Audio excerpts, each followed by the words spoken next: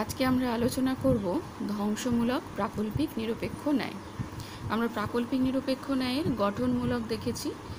গঠনমূলককে আমরা দেখেছি যে সেখানে একটা স্বীকার করার ব্যাপার আছে, তার মানে ধ্বংসমূলকে সেখানে আমরা অস্বীকার করব। অর্থাৎ যখন স্বীকার করছি সেটা গঠনমূলক, যখন অস্বীকার করছি তখন ধ্বংসমূলক। এবার কি অস্বীকার করছি না, প্রাকল্পিক বচনের পূর্বগ আর অনুগকে অস্বীকার করছি। এইবার আমরা দেখি যে এখানে বৈধতার নিয়মে যাব। এই যে ধ্বংসমূলক প্রাকল্পিক নিরপেক্ষ ন্যায়, এটাকে বলা হচ্ছে মোডাস টোলেন্স, যেটাকে আমরা সংক্ষেপে বলছি এমটি।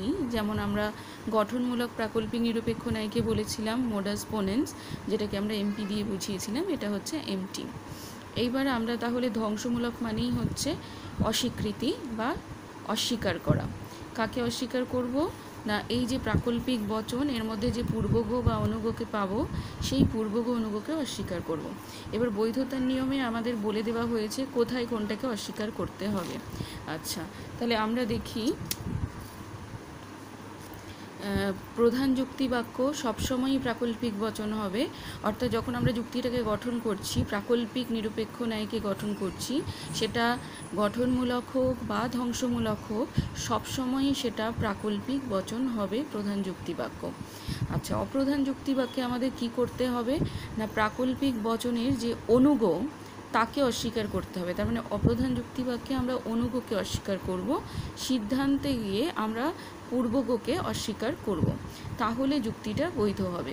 তাহলে দেখো, আমরা যখন স্বীকার করেছিলাম গঠনমূলকে, তখন আগে আমরা পূর্বগকে এখানে স্বীকার করেছিলাম, করে সিদ্ধান্তে আমরা অনুগকে স্বীকার করেছিলাম।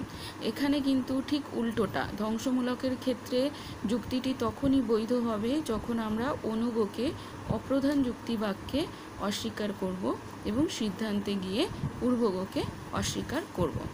এইবার আমরা দেখছি যে এই নিয়মটা যদি লঙ্ঘন হয়, তাহলে সেখানে একটা